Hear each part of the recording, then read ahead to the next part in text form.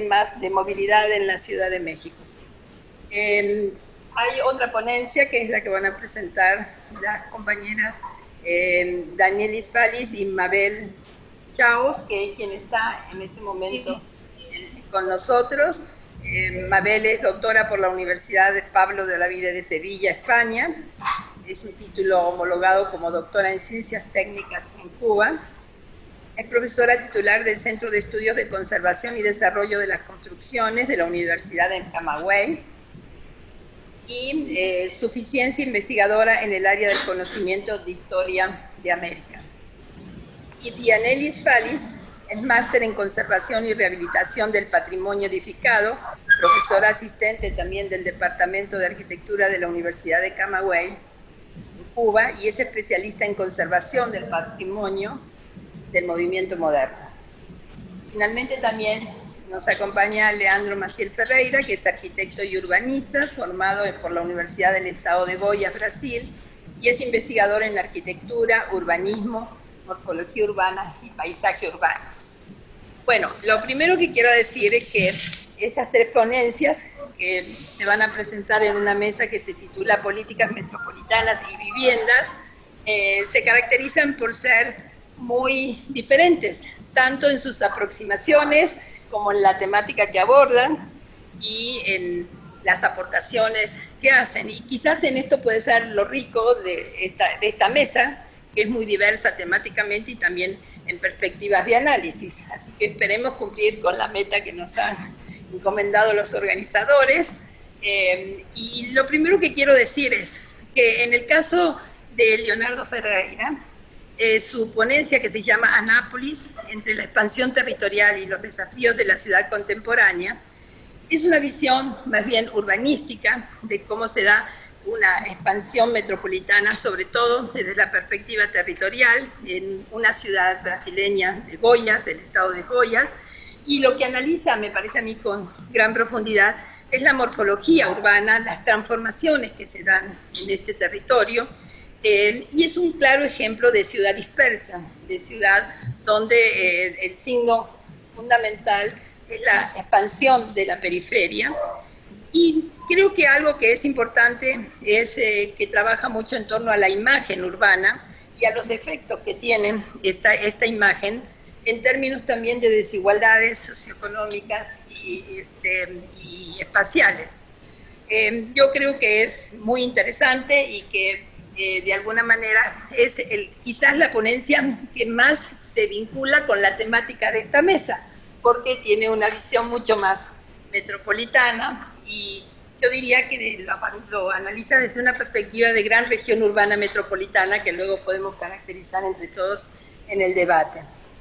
La segunda ponencia, y las voy a colocar en este orden porque vamos desde la periferia metropolitana hacia la ciudad central. En el caso de Ricardo, Ricardo presenta un trabajo sobre modernización y deterioro del hábitat, contradicciones y evidencias de la política urbana en la Ciudad de México.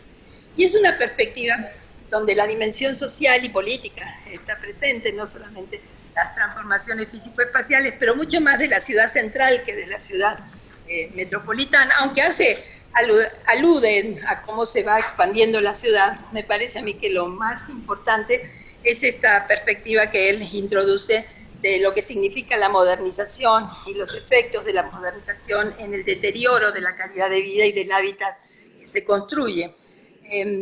Ricardo pone muchísimos énfasis en todo lo que tiene que ver cómo se vinculan los procesos de terciarización de la economía con la adecuación en un espacio urbano, que lo que hace es privilegiar la creación de estos nuevos artefactos urbanos, ¿no? Que sobre todo son los centros comerciales, las tiendas de autoservicio, los cines, estos nuevos complejos que son como íconos dentro de la ciudad, que llevan a que se reestructure el espacio a partir de esto y que tiene altísimos costos sociales y ambientales, los va a exponer seguidamente. Me parece que una de las principales aportaciones justamente es esto, es tratar de medir el impacto que tiene la expansión sobre la calidad del ambiente y todo el deterioro que se produce en términos de contaminación del aire y demás. Y cuando termina, agrega hacia el final algo que me gustaría que también hiciera referencia, que es al efecto que tuvieron los sismos del 2017 también para la ciudad central, y es, como todos sabemos, todavía una problemática muy grave y resuelta dentro de la ciudad, y me parece que sería interesante que también lo colocara. Y la última de las ponencias, que es la que presentan Mabel y Dianelis, es sobre los valores del movimiento moderno ante las nuevas exigencias de la metrópolis. Bueno, yo creo que aquí la visión es bastante diferente, es una visión mucho más desde la perspectiva de la arquitectura. No soy arquitecta, por lo tanto creo que acá en el público va a haber preguntas mucho más interesantes, pero me pareció muy interesante porque sí estoy interesada en las transformaciones que se dan en los centros históricos. De hecho, en México tenemos esta problemática como una problemática que estamos privilegiando. Tenemos redes en México, una red de CONACYT sobre las transformaciones de los centros históricos en las ciudades mexicanas, y el caso que ellas toman, que es Camagüey, es una ciudad que es patrimonio de la humanidad declarada por UNESCO. Entonces, lo que en realidad hacen es la aplicación de todos los valores de este movimiento moderno, cómo se aplican en la transformación de un centro histórico, lo cual es sumamente interesante. Acabo de estar, bueno, el año pasado estuve en La Habana y también vi la transformación del centro de La Habana, que me parece que es fantástico en términos de cómo se hace para conservar la identidad de una ciudad que tiene un patrimonio histórico invaluable, y al mismo tiempo hay una puesta en valor de ese centro histórico con criterios que me parece que son muy interesantes, porque lo que tratan de ver justamente es el sentido social que tiene toda esta transformación, ¿no? Es decir, se privilegia quiénes van a ser los que van a habitar estas viviendas, y entonces valores que son exclusivamente de los códigos de la arquitectura se traducen a la vida social. Entonces, bueno, yo, dado que también las ponencias son tan diferentes, tengo algunas preguntas, pero las voy a dejar para que una vez que ustedes expongan sus trabajos, podamos organizarlos en función de 3 ejes de análisis que me parece que podrían ser los que permitirían un diálogo entre temáticas tan diferentes y entre perspectivas de análisis también tan diferentes. Entonces, si les parece bien, y en este orden, me gustaría pedirle primero a Leonardo si puede hacer una presentación de su trabajo, y luego seguiríamos con Ricardo y por último con Mabel. Así que adelante. Sí. Bueno,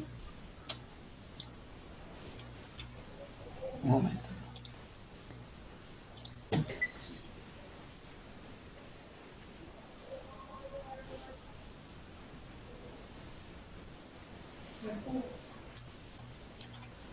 Bueno, ¿me escuchan? Sí. Perfectamente.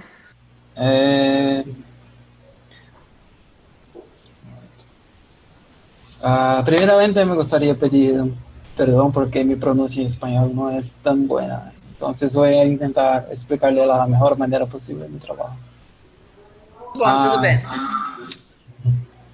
Mi trabajo se intitula Nápoles, entre la expansión y los desafíos de la ciudad contemporánea, donde yo hago una análisis de la producción del espacio urbano, ¿no?, con las actuales lógicas del mercado inmobiliario, que actualmente generan condiciones genéricas y desiguales, que se sobreponen a las necesidades de la sociedad. Entonces busco implementar algunas estrategias en el campo de la planeación urbana, ¿no?, para proporcionar condiciones favorables para ese fenómeno especulativo del territorio. Bueno, mi objeto de análisis es la ciudad de Anápolis, que está ubicada entre 2 metrópolis, que es Brasilia, la capital del país, y Goiânia, la capital de mi estado, que ya está conurbada con la ciudad de Aparecida de Goiânia. Juntamente, ellas conforman un eje muy importante. Es un eje económico de estrategia con importancia a nivel nacional de mi país. Pero en contrapartida de su expansión, la ciudad sacude los principales sectores de desarrollo de la ciudad, ¿no?, que es el sector habitacional, urbano, histórico y natural. donde la especulación inmobiliaria, juntamente con los constructores, né, hacen en la ciudad una producción monótona, un padrón de un paisaje urbano un poco pobre, se tratando de arquitectura, de contexto, de lugar y de habitar, né, onde hay menos calidad de vida. Y sobre todo también en la región central de la ciudad. Aquí tenemos abajo tenemos dos imágenes de la región central de la ciudad que quiero buscar algunas soluciones, ¿no? Donde hoy la historia del origen de la ciudad fue borrada por las propagandas que toman cuenta de todo el centro histórico de la ciudad. Bueno, para tanto, busco bases em alguns autores, né? E eu hago análise que Anápolis se insere entre as cidades onde praticam um urbanismo capitalizado, né? Que é um modelo de produção urbana atual, né? E para mim se ha vuelto genérico e superficial. Ferreira explica que esse é um fenômeno recente no Brasil, que começou depois da década de 1940, onde a urbanização passou de 40% a 80%, né, no início desse siglo. Então, tivemos uma explosão das cidades médias em Brasil, pero tanto em las cidades médias como las grandes metrópoles que existem no Brasil, apesar de termos uma explosão econômica e urbana, não temos um resultado próspero, né, e parece que ter piorado os efeitos negativos nas cidades, como a violência, a periferização da cidade. E hasta en mi trabajo me hago una pregunta, si sería el desarrollo urbano actual una continuación superflua del modelo urbano, né, del pós-guerra, ou apenas um modelo urbano que é capitalizado. Borja explica que estamos em um período de urbanismo globalizado, né, onde há uma globalização ponteadas por shoppings, gasolineiras. Bueno, temos também áreas de excelência como os parques empresariais e tecnológicos, né? E isso todo é a característica das cidades atuais, né? Que fazem parte de este urbanismo globalizado, né? E hago uma análise que o mal do urbanismo globalizado é a propagação das desigualdades territoriais existentes nas cidades, né? E muitas vezes há também a dispersão encontrada nas cidades, provocam barreiras invisíveis, pero para mim também podemos encontrar nas cidades barreiras fortemente que são visíveis, né, que perjudicam tanto a cidade como os cidadãos que habitam a cidade. Aqui são duas imagens de minha cidade que está em plena expansão e vemos que apesar de a cidade seguir com uma expansão muito próspera, os resultados que sobrepõem na cidade não são muito positivos, né? Então, na cidade de Anápolis, há uma divergência urbana, né, existente, que é perpetuada por el modelo de desenho urbano que existe na cidade. Em meu trabalho, eu identifico três questões que fazem que isso se perdure na cidade, que é o poder municipal, a proporcionar as leis, né, urbanísticas e encarregar de aprovar os desenhos urbanos em minha cidade, a especulação imobiliária, que também tem muita força em minha cidade, desde a década de 60, e também os construtores, que hacen proyectos que no tienen mucho valor arquitectónico, urbano, no, no proporcionam uma qualidade tanto urbanística e arquitetônica. E então, temos um resultado, uma paisagem urbana muito monótona e até mesmo um pouco superficial para a cidade, né? E identifico também a questão do perímetro urbano em minha cidade. A prefeitura, aqui temos no extremo desse desenho, o perímetro urbano que foi aprovado em 2016, pero vemos que no interior da cidade há grandes terrenos e áreas vazias dentro da cidade. Então, eu supongo que essa expansão, tanto do perímetro, é totalmente precipitado, porque não há necessidade de expandir a cidade afuera, sino ocupamos adentro. E segundo o Conselho de Arquitetura e Urbanismo de meu estado, a cidade de Anápolis possui 51.000 terrenos vagos, que é o suficiente para albergar seu crescimento populacional hasta 2030. Então, temos muito que ocupar dentro da cidade para depois empezarmos a ocupar afuera da cidade, né? Então, temos que a configuração da cidade é marcada por uma ocupação espraiada e rarefeita, onde temos muitos vazios urbanos distantes do centro da cidade. E divido meu trabalho em 4 ejes, que é a mobilidade, transporte público, habitação, loteamento e ambiente natural. En la movilidad hay un problema muy grande. Leonardo, disculpa sí. Que te interrumpe. Disculpa sí. Que te interrumpa, pero te voy a dar unos minutos más para que vayas cerrando, por favor, la exposición. Ok. En la cuestión de movilidad tenemos problemas porque tenemos solamente un terminal urbano y es una concentración central en la ciudad. Hay también la diseminación de los condominios cerrados, ¿no? Son barrios cerrados por muros, entonces no hay una permeabilidad en la ciudad. Y hay también los programas de habitación social para la gente más pobre. Y es un programa muy importante, pero hace un trabajo mucho con baja calidad para la ciudad. Entonces tenemos una ocupación solamente de um tipo de vivienda na cidade, onde não há espaço para comércios, infraestruturas, ou espaço público, coisas assim.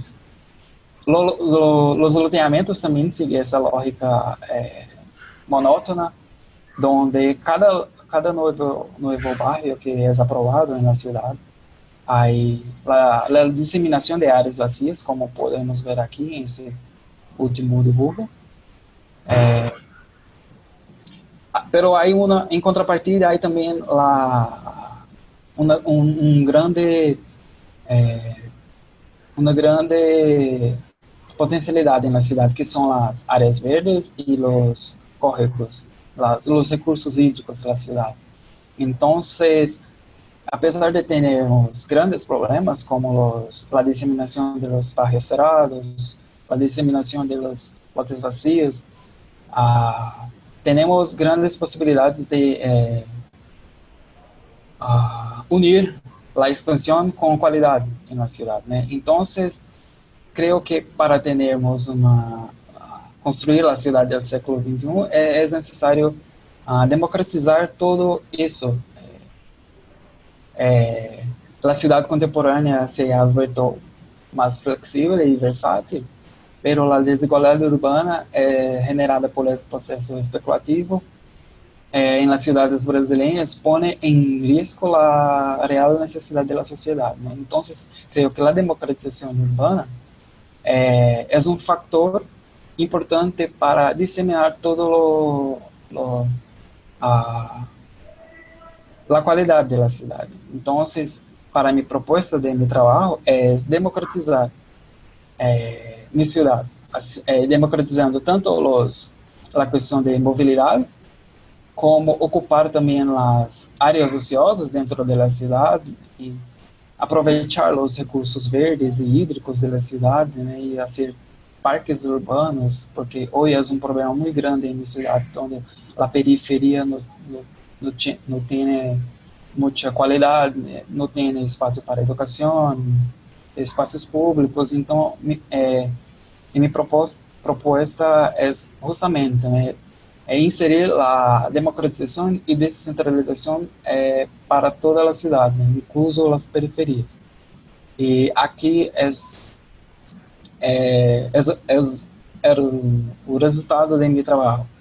Y para la región central, que después podemos hablar sobre eso, revitalización de la región central, ¿no?, donde hay una variedad arquitectónica en la región muy grande. Entonces, creo que podemos empezar retirando las placas de propaganda y inserir também, dar vida à região central, que durante o dia está muito viva, pero en el período nocturno se hace muy desocupada, muy vacía, y es una región muy peligrosa también.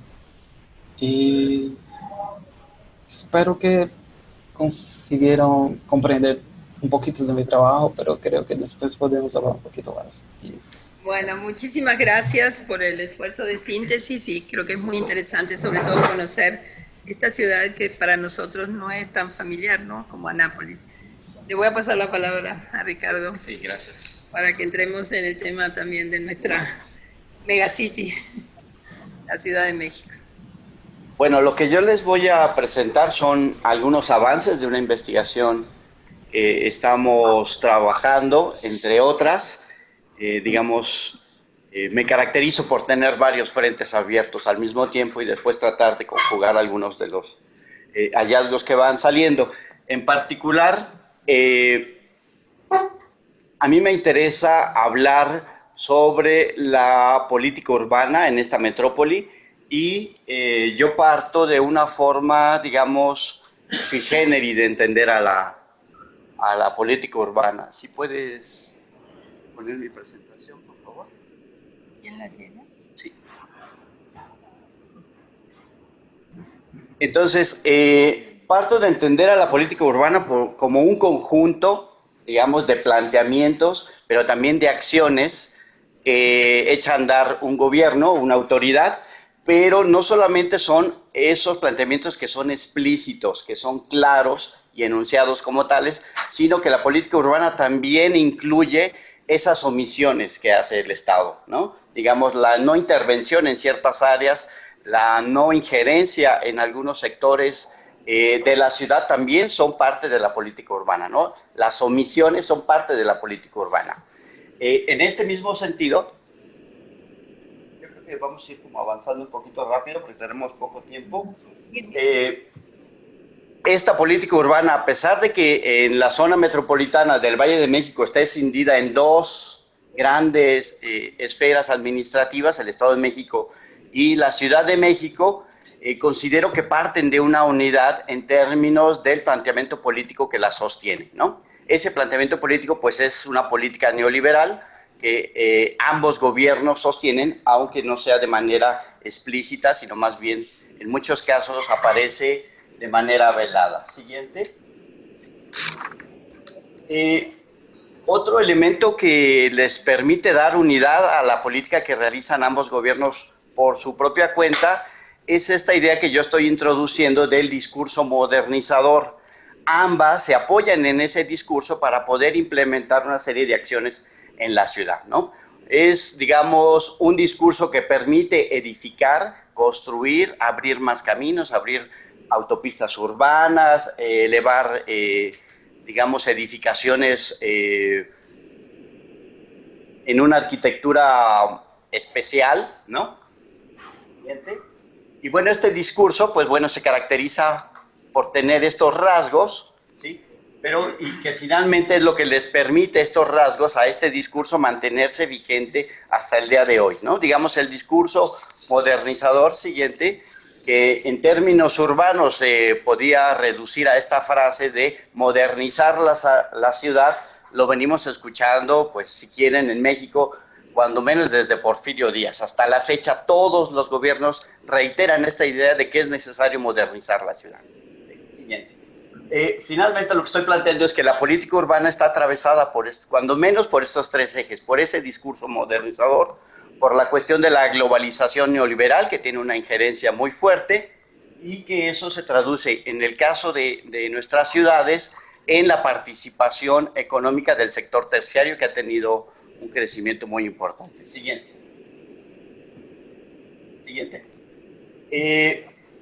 Cuando hablamos de terciarización, estamos hablando de una tendencia a incrementar el número de establecimientos comerciales y de servicios en la ciudad, ¿sí? No nada más es el número de establecimientos, también es el número de trabajadores dedicados a ese sector, pero también se podría cuantificar, y algunos estudiosos lo han hecho, en términos de cuánto aporta al producto, ¿no? Digamos, ahí están los trabajos de Gustavo Garza, que antier ahondó en ello.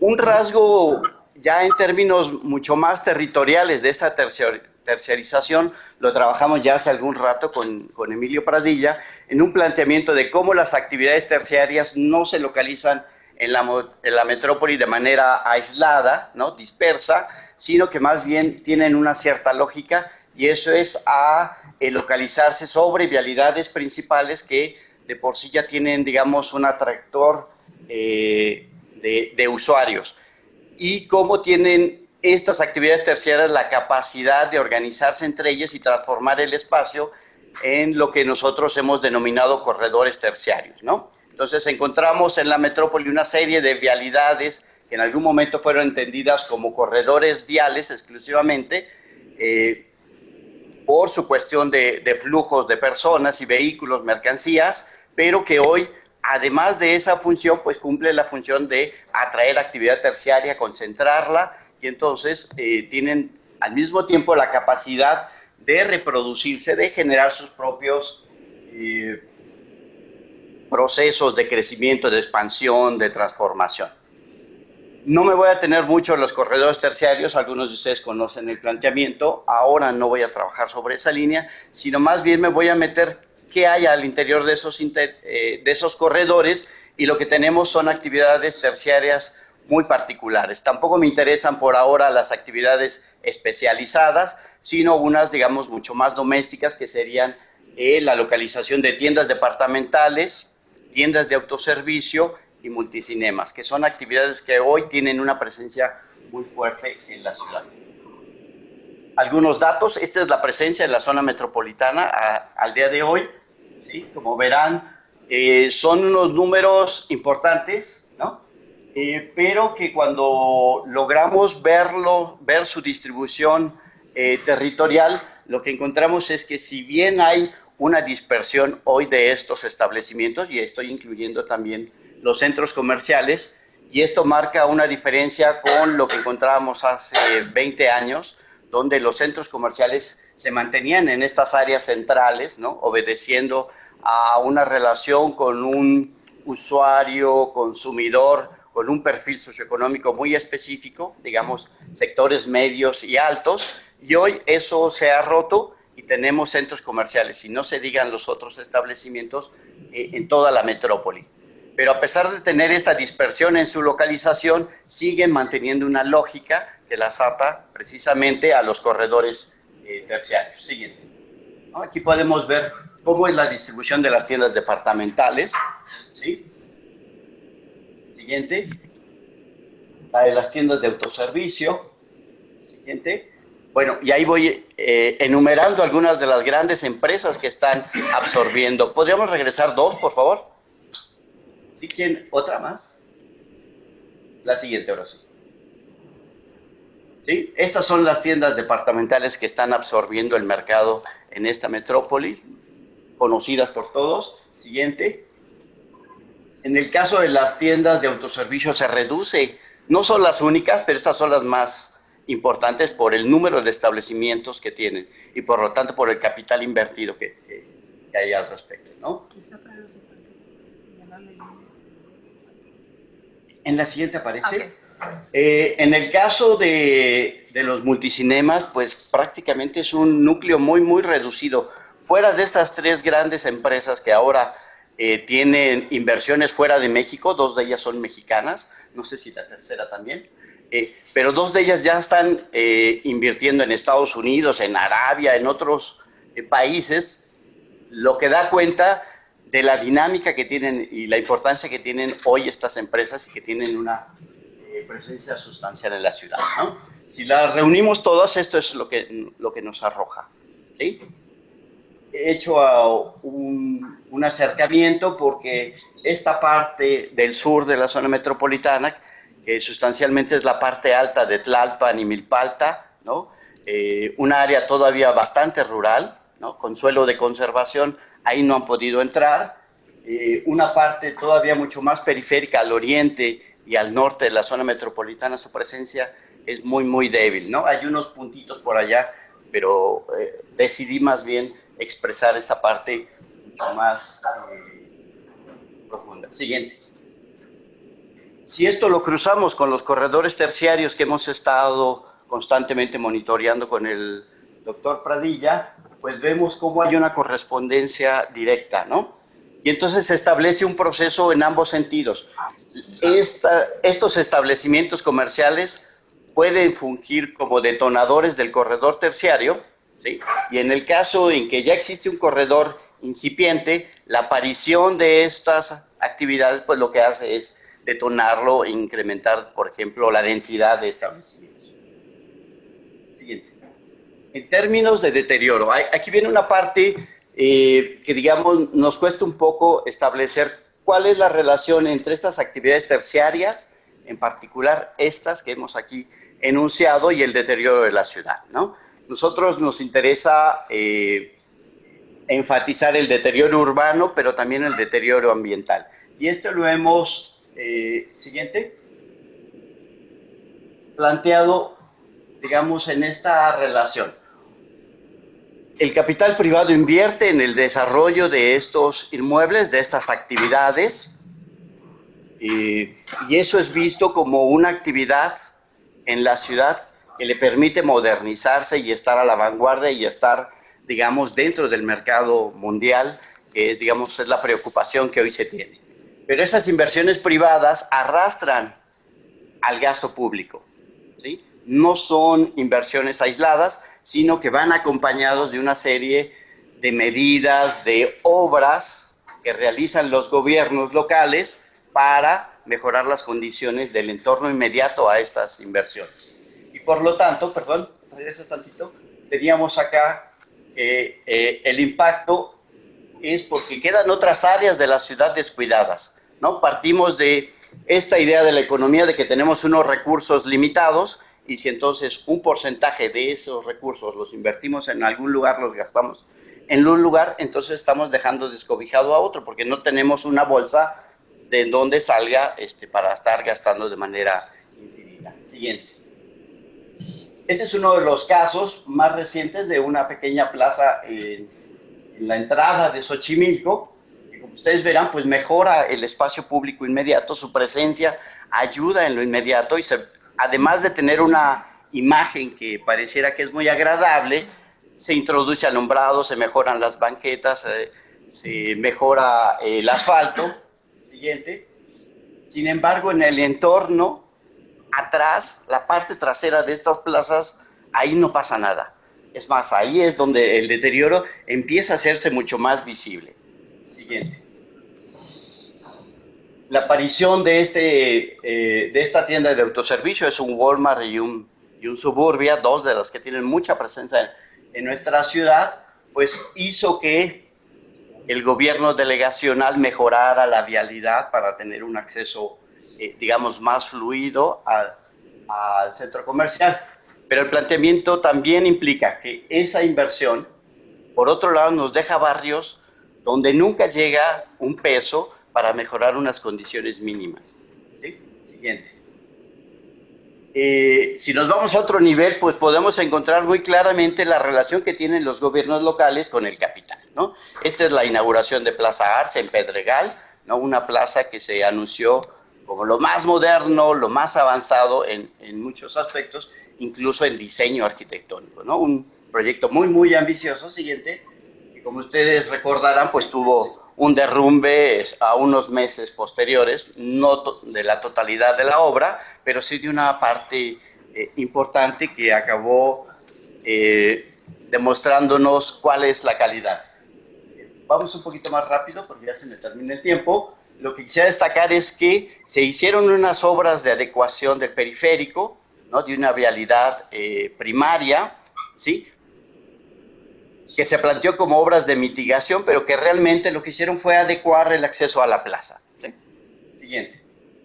Mientras hay otras áreas donde no aparece. Lo último que quisiera, siguiente, enunciar es la relación que tienen estas inversiones con el automóvil, ¿sí? Porque es otro de los símbolos de la modernidad, ¿no? Siguiente.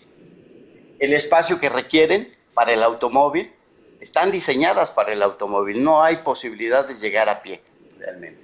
Siguiente. El crecimiento del parque vehicular, entonces lo podríamos ir asociando a la aparición de estos centros comerciales, de estos tiendas de autoservicio, no exclusivamente a ello, pero el planteamiento es que aquí hay un factor que detona el crecimiento del parque vehicular. Siguiente. Si vemos el crecimiento de la población contra el crecimiento del parque vehicular, es sustancialmente diferenciado, y eso se traduce en un índice de motorización que si hacia 1980 teníamos 21 vehículos por cada 100 personas, hacia el 2010 tenemos 47, y ahí nos falta todavía el 2016-18, que como veremos en esta curva, pues se proyecta todavía más, ¿no? Entonces yo estaría calculando que ese índice hoy andará en un 60 vehículos por cada 100 personas. Siguiente. En términos de contaminación, aquí hay un planteamiento general, cuál es el aporte del transporte a las emisiones de gases de efecto invernadero, ¿no? Medido en dióxido de carbono equivalente. Siguiente. ¿Sí? En el caso de la Ciudad de México, ¿dónde están, digamos, la composición? Y al final, siguiente. ¿Sí? El transporte aporta 22 millones. ¿Sí? Siguiente. ¿Sí? Siguiente. ¿No? Los vehículos particulares, que son los que nos interesan, digamos, los consumidores de en estos establecimientos comerciales, pues acuden en este tipo de vehículos. Siguiente. La calidad del aire, con esto ya cerraría, como uno de los indicadores que nos permite sostener que la ciudad se deteriora a este nivel macro, ¿sí? A partir, no solamente, insisto, pero sí con un componente importante. Gracias. Muchas gracias, Ricardo. Pues entonces ahora, Mabel, si quieres tú presentar tu trabajo, por favor.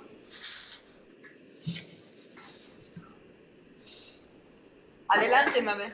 Voy a rápido. Bueno, voy a compartir la presentación con ustedes.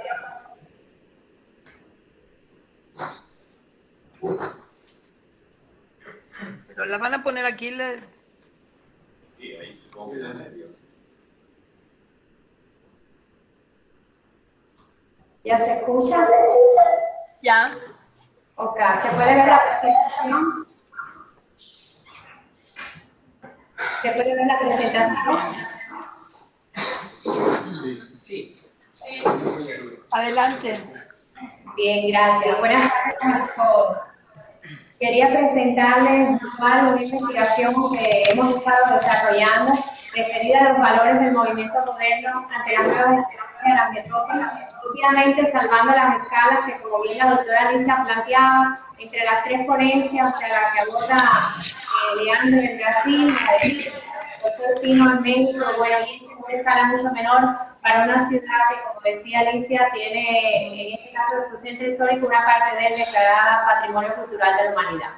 Hemos centrado la intervención en abordar tres premisas fundamentales. Una que es obvia, que es la vivienda con el peso que tiene dentro de las grandes metrópolis, derivado precisamente del aumento de la población. Un segundo elemento que incide también es el tema de la especulación del suelo, que aunque para el caso cubano no se traduce en un problema, pues sí genera, en este caso, la necesidad de crecimiento en altura en las grandes metrópolis, y bueno, en el caso nuestro, un suelo urbano muy densamente ya ocupado. Y el tercer elemento sería cómo el análisis de la arquitectura del movimiento moderno, en particular para el caso específico de Camagüey, lo veíamos como uno de los referentes, no el único obviamente, para generar a partir de las soluciones que se dieron, desde el caso de las unidades habitacionales hasta también los edificios mínimos. Estos tres elementos nos llevaron a pensar que se podía repensar la ciudad con un enfoque en el cual pudieran desarrollarse todos los grupos poblacionales y también esto se hiciera dentro de un contexto de habitabilidad, que son los elementos que los compañeros que me acompañan en la mesa también han hecho alusión. No se puede obviar la situación real en las ciudades del siglo XXI, o sea, la exclusión social y a su vez la segregación espacial, y a lo que se enfrentan estas metrópolis, precisamente por lo que planteaba Pino en su ponencia, sobre ese nuevo desarrollismo urbano que está basado en una política de construir cada vez más edificaciones, más grandes, más costosas, también más inteligentes y yo diría que entre comillas más modernas, que generan todos los problemas que ya hoy se dan en la metrópoli, pero que pueden seguir creciendo, los de movilidad que planteaba Pino también, los de contaminación ambiental, entre otros. En ese sentido, había un tema que yo sí veía que unía las tres ponencias en la mesa, y es que Pino planteaba que de manera contradictoria la metrópoli se va modernizando con todos esos centros comerciales y demás que él aborda en su ponencia, pero al mismo tiempo que se construyen esos modernos edificios que albergan esas funciones terciarias, se abandonan las zonas habitacionales. Y obviamente eso es parte de esa política urbana de corte neoliberal que piensa solamente en el capital y que eso va en detrimento de la ciudad y sus habitantes, o sea, la población que reside en ella. Es ahí donde pensamos en ese acercamiento al movimiento moderno que surge producto de esos cambios técnicos, sociales y culturales, que genera una nueva arquitectura que, si bien es cierto, tuvo una crítica muy fuerte a lo que sería el urbanismo de ese periodo, sí tuvo un sustento académico a partir de escuelas como la Bauhaus, también la Xutema, y una difusión desde el punto de vista teórico a partir de los congresos internacionales de arquitectura moderna. Y si bien el movimiento moderno se extendió a los 5 continentes, hay que decir que en el contexto regional de América Latina, la confluencia de los maestros internacionales con una gran fuerza de arquitectos que eran de los países latinoamericanos, generó una arquitectura propia que también se da en el caso en muchos países latinoamericanos, pudiera mencionar Brasil, Argentina, también México, pero en el caso cubano y de Camagüey en particular, al decir del historiador Ivana Cárdenas, la arquitectura nace ya con una preocupación social y de un rescate ambiental y también espacial. En ese sentido puede hablarse de características propias en su adaptación al contexto a partir de reinterpretar todo ese legado arquitectónico de la arquitectura tradicional, pero obviamente en clave moderna, a partir de las potencialidades también que brindaban los elementos tecnológicos, como es la aparición del hormigón armado. En un sentido mucho más amplio, la asimilación de esos postulados y su adaptación a las condiciones ecológicas, estamos hablando para el caso cubano del Caribe insular, y las tradiciones culturales, llámese aquí, por ejemplo, todo el trabajo con materiales locales, como el ladrillo a vista, la utilización de la madera, pues constituye uno de los aportes mayores que la arquitectura del movimiento moderno en Cuba hizo. Ya en particular, en el caso del centro histórico, en la ciudad de Camagüey fue el espacio elegido para edificar estos edificios de apartamentos. Estamos hablando de 82 ejemplares en los que aún hoy permanece la función del hábitat vinculada a funciones anexas. En este caso, la imagen muestra, cómo también dentro de las particularidades de este repertorio se insertaron las actividades en los corredores viales, como en el caso del Eje República, que son, ahí aparece una muestra de 7 edificios de apartamentos y vinculan en su planta baja una función como el ejemplo que tienen aquí, o sea, un primer nivel con un salón de belleza, muchos están también con centros comerciales y en los niveles superiores se desarrolla y se mantiene hasta hoy día el hábitat.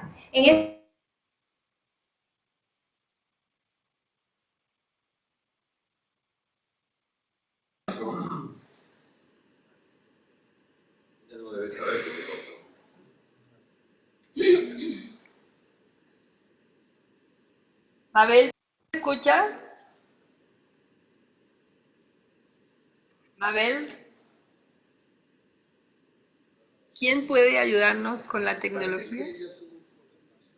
Ah, que ella tiene problemas.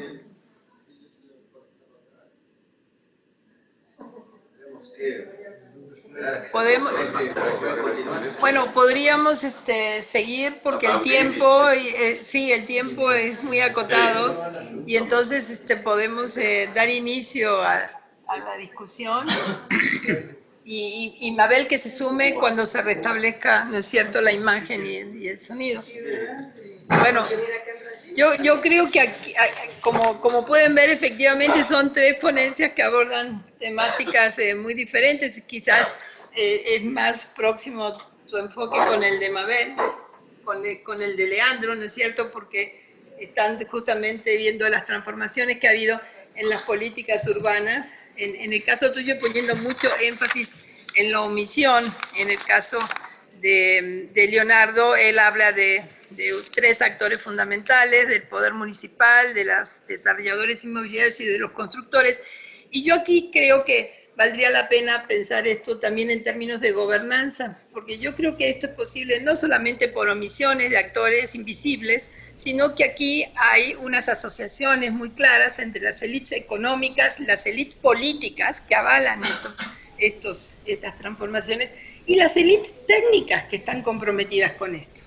Entonces yo creo que aquí tenemos que hacer un trabajo de identificación de estos actores y cómo estos se traducen en una gobernanza particular, que hay otras alternativas, hay otros lugares donde se ha construido una gobernanza mucho más colaborativa, cooperativa, donde se ha introducido a los movimientos sociales urbanos, incluso en esta ciudad, en otra época, no hace mucho, no en el Porfiriato, sino hace algunos sexenios atrás, sí se construyó una gobernanza mucho más colaborativa, con mucha mayor incidencia de distintos actores que estaban comprometidos con una transformación que llevara a una ciudad incluyente, habitable, sustentable y todas las características que nosotros queremos darles a las ciudades con calidad de vida. Entonces, a mí me parece que las 2 ponencias debieran de alguna manera ir por ahí, pero yo no quiero monopolizar la palabra porque aquí tiene que haber un debate con quienes están participando en esta mesa. Entonces, si a ustedes les parece, yo abriría primero a preguntas para que luego les diéramos nuevamente la palabra a los 3 expositores. ¿Quiénes quieren intervenir? Podemos encender la luz, ¿no? Gracias. Elizabeth Anaya. Elizabeth Pedro. Uy. Adelante, Elizabeth. Bueno, yo en las exposiciones de esta semana lo que me pregunto es cómo el desarrollo inmobiliario, la inversión en inversión se ha vuelto un ingreso muy importante para los gobiernos locales. O sea, muchísimos de los gobiernos que conforman las zonas metropolitanas tienen como principal ingreso todas las autorizaciones en conjunto. Entonces, me pareciera que ya la economía de las ciudades depende en mucha medida de esos procesos económicos, más que del destino final terciario que se le está adjudicando. O sea, si hay un proceso de construcción que no importa que no funcione. O sea, lo que yo estoy observando en algunas ciudades es que esos centros comerciales están vacíos y esas unidades habitacionales están vacías. Entonces, no sé qué está pasando con el proceso económico de las zonas metropolitanas, pero toda esa actividad económica que existió, en donde había una diversidad en la composición del Producto Interno Bruto de cada una de estas ciudades, se está modificando a un ritmo muy acelerado. No sé si esta estadística que se revisa en la academia tiene ese tipo de datos, pero me parece que eso tiene mucho que ver con la forma que están adquiriendo la urbanización de estas zonas metropolitanas. Es la reflexión que me gustaría que ustedes tengan. Gracias, Elizabeth. ¿Pedro? Bueno, yo, me parece muy interesante. Creo que planteamos eso, bueno, además con esta situación ahora preparado, digamos, ¿no? Pero que es parte de un proceso de crecimiento. con las mismas ideas de la máquina de entretenimiento, etc., ¿no? Y creo que lo interesante también es que aparece como elemento legitimador la modernización. Es decir, en un momento de gran peso de lo posmoderno, ¿no? Es decir, es peculiar, son todos lados, hablando como de modernización. Era medio viejo, incluso de modernizar, ¿no? Es decir, tiene que ver con... A partir también de lo que decía ella, creo que lo que se trata es de un proceso de crecimiento, por lo tanto hay un conjunto de actores que son los que los movilizan y los que se benefician del crecimiento, ¿verdad? Eso tiene que ver con los actores. Creo que sí sería interesante identificar eso, tener algún esquema. Y la otra cosa que también me parece importante es que ese crecimiento, en tanto que no es desarrollo, puede dar lugar a cosas que no se usan, ¿no? O sea, ¿por qué? Porque el negocio inmobiliario se hizo. Depende de cuál sea, no sé los centros comerciales cómo se haga, pero la vivienda, ¿verdad? Se hizo, alguien la compró, el ordenador cobró y ya no importa si se abandonó la vivienda. Entonces, el proceso de crecimiento se hizo, no es de desarrollo. Entonces, quizás habría que pensarlo también en esos términos. O sea, allá atrás hay dos preguntas, cualquiera. Y adelante, adelante. Gracias. Mi nombre es Pablo Trivelli. He escuchado muchas maravillas en esta encuesta. Siempre con un énfasis puesto en las actividades del sector privado inmobiliario y de los grandes inversionistas, de los flujos de capital. Poco o nada sobre el sector público. Pero si quieres, aprovechamos y yo sigo después. Es que, Mabel, ¿tú quisieras redondear para cerrar tu exposición? Sí, ¿Nos estás escuchando? cómo no. Le permitimos que cierre, por favor. 5 minutitos porque ya estamos sobre la hora. Lo lamentamos muchísimo lo que ocurrió. Sí, hubo una falla eléctrica y voy a ir nada más que al final de la ponencia.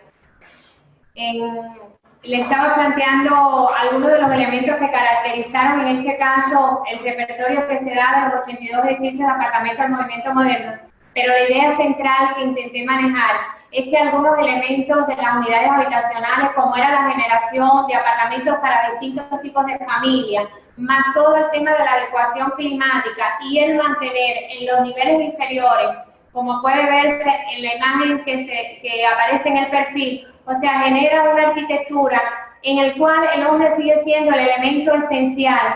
Se logra hacer una lectura de los elementos tipológicos del entorno para dialogar con este. Y en este sentido, la idea que quiero apoyar es que la arquitectura como ciencia debe brindar ese marco de condiciones óptimas para el hombre, apropiándose del territorio y adecuándolo a los factores, pudieran ser los ambientales, pero también otros. Y finalmente, yo quería terminar, esta es la última diapo, con las palabras de Mario Coyula, ese gran urbanista cubano, que planteaba que ese enorme fondo construido del movimiento moderno no solo tenía valor histórico y artístico, y a partir de la investigación que desarrollamos también arquitectónico por sus valores espaciales ambientales, pero se le da un fuerte peso al valor de uso porque aún las personas residen en él. Pero además también Coyula reconocía que era una alternativa válida para la reinterpretación actual con una expresión contemporánea. Y la idea central que Pilo también la manejó en su intervención al final,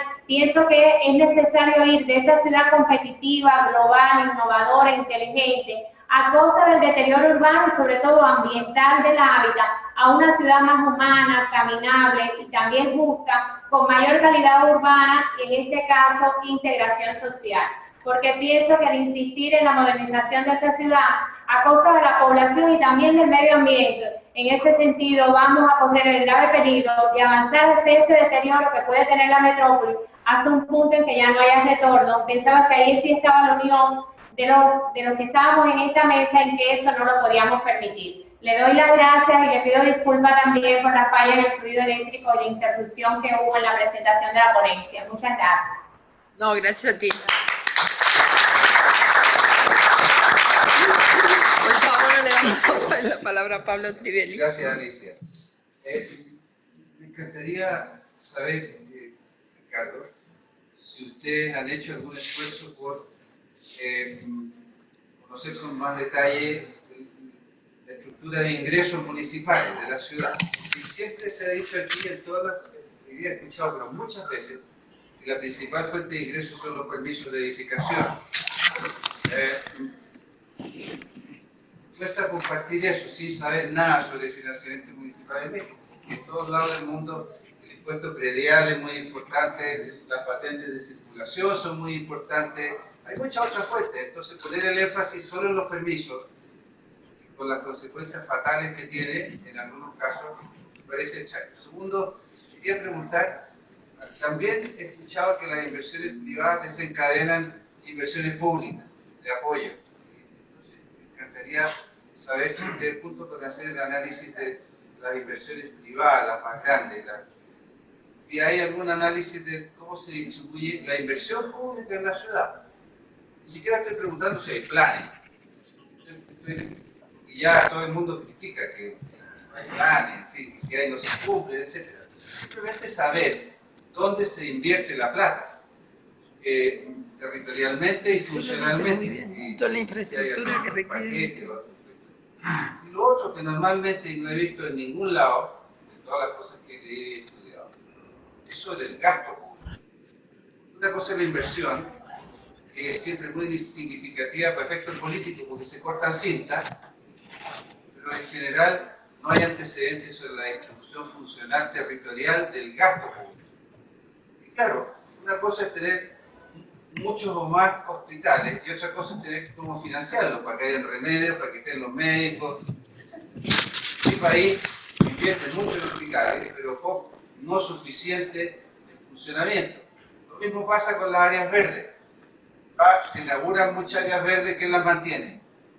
Y el gasto de mantención, ¿cómo se distribuye territorialmente? Favorece algunos espacios, no otros.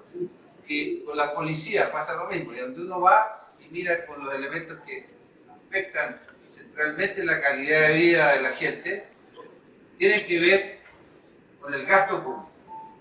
Entonces me encantaría saber si ustedes han explorado algo de eso. Y especialmente lo referido a las zonas residenciales. Pues. Tenemos que darle la palabra. Gracias. Hay dos preguntas más, cualquiera de dos. Es una duda mía. Es un indicador del aumento de la...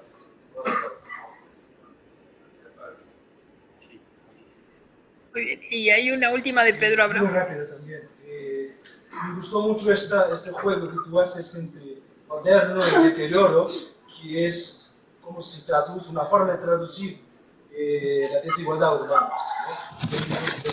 de la espacialidad. La pregunta que te hago es, ¿cómo tú dialogas con Garza, Pablo, la idea de Garza, las condiciones urbanas de producción y la tesis de Pablo que recupera el Piet, la dimensión socioespacial del espacio? ¿Cómo tú dialogas con ellos? Porque claramente hay un diálogo silencioso detrás que tú no estés. Me gustaría que tú explicitas. Bueno, si les parece, les voy a dar la palabra en el mismo orden que presentaron. Entonces, en primer lugar, Leonardo, si quieres hacer alguna intervención de cierre. Ok, me gustaría mucho agradecer a todos por la oportunidad. Me gustó mucho los dos trabajos. Creo que es mi intuito continuar esa discusión en mi tesis de maestría en el próximo año y creo que esos dos trabajos que he leído van a contribuir mucho para mí. Entonces, si me permiten, me gustaría hacer solamente una pregunta a cada. Para Ricardo, ¿crees que es importante, sobre la dispersión, crees importante el rigor del uso del suelo para evitar la dispersión en las ciudades actuales? Y para Mabel, me gustaría saber cómo es la rutina del centro de la ciudad en el periodo nocturno y si hay algunas medidas del poder municipal para hacer con que la ciudad sea activa y dinámica en el periodo nocturno. Entonces yo creo que le voy a dar la palabra directamente a Ricardo porque es quien ha tenido más, ha provocado más intervenciones, más inquietudes, y luego ya cerraríamos con una intervención de Mabel. Bueno, yo agregaría algunas cosas que ya no aparecieron acá en la exposición. Una tiene que ver que las empresas desarrolladoras, que es como se llaman, las que están detrás de estos proyectos y de estas acciones concretas, están asociadas, tienen sus propias asociaciones de empresas desarrolladoras, y cuando uno revisa las revistas de economía o incluso las revistas de arquitectura, ¿no? Porque también hay muchos arquitectos, además de Sordo Madaleno, detrás de estos proyectos, uno puede ver ahí cuáles son las proyecciones que están haciendo, ¿no? Y lo que uno observa hoy es que los centros comerciales en particular están en auge. Es un sector en el cual se está invirtiendo demasiado, ¿no? Si bien aquí en la Ciudad de México podríamos pensar incluso ya en áreas saturadas de centros comerciales, como es la zona de Cuapa, que tenemos aquí a unos cuantos metros, vemos cómo sus proyecciones están por las ciudades medias. Ahora van por esas ciudades medias, ¿no? Y las inversiones que ellos anuncian son muy importantes. Por eso me hace un poquito de ruido esta idea de que pueden estar vacías, ¿sí? Y eso lo hilaría con lo que mencionaba Pedro.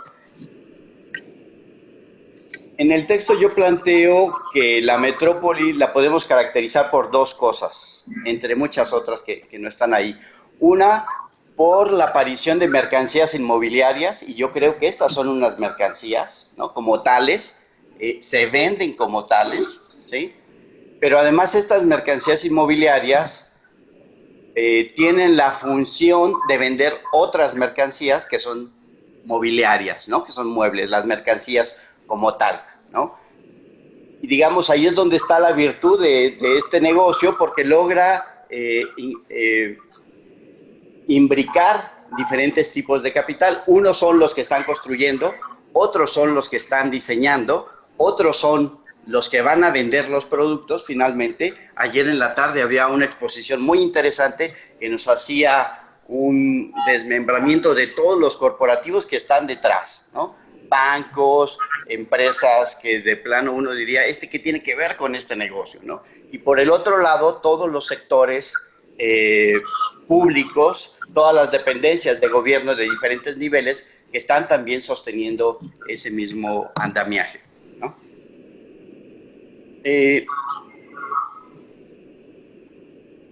Con respecto a los ingresos, yo no traigo aquí los datos, pero recientemente publicamos 3 libros sobre la zona metropolitana del Valle de México con Emilio Peradilla y otros investigadores, y ahí tenemos capítulos específicamente que se dedican al análisis del gasto, ¿no? Yo podría decir, nada más como ejemplo, que lo que gastó el gobierno de la Ciudad de México por cambiar las luminarias en Paseo de la Reforma, ¿no? Una obra que llevaría 2-3 meses, es equivalente a lo que se destinó al programa de mejoramiento barrial durante 10 años, ¿no? Es un programa que atiende a los barrios y les da 500,000 pesos, 1 millón de pesos, antes era ¿no? 500, hasta ¿Sí? 3. Es decir, ahí podemos ver en dónde están los gastos, cómo se está distribuyendo, ¿no? Digamos, estos proyectos atraen y generan unos gastos muy importantes. Si bien las empresas constructoras, las empresas inmobiliarias que están aquí derogan algunos gastos hacia la administración, ¿no? Pareciera, y ayer lo veíamos, cómo hace un giro ese ingreso a la administración y se devuelve al inversor, ¿no? Digamos, una obra de infraestructura vial hecha ad hoc para acceder a uno de estos centros comerciales, pues es finalmente, y ayer un compañero nos decía, él sí con detalle, ¿no? A dónde fue a parar cada uno de esos pesos, y vemos que si sale de la bolsa del capital, vuelve a regresar inmediatamente a su bolsa. Y de algunos políticos. Claro. Que hacen sus campañas con ese excedente, Claro. ¿no? Engordan durante No. el ejercicio. Bueno, le vamos a dar la palabra a Mabel para que ella cierre ya esta sesión porque ya estamos excedidos en el tiempo, entonces adelante, Mabel. Voy a ser muy breve. Voy a referirme solo y un poco también para acotar el tema que valoró Pino y la pregunta que me hace Leandro.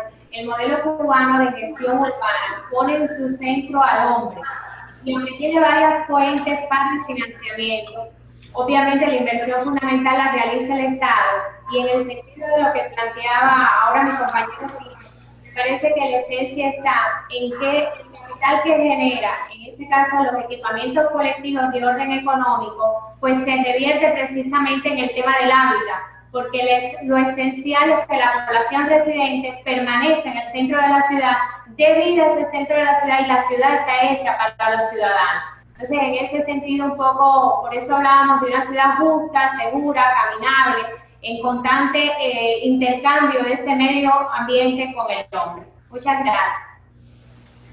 Bueno, yo creo que vamos a darle un aplauso a Leonardo Ferreira, Ricardo Pino,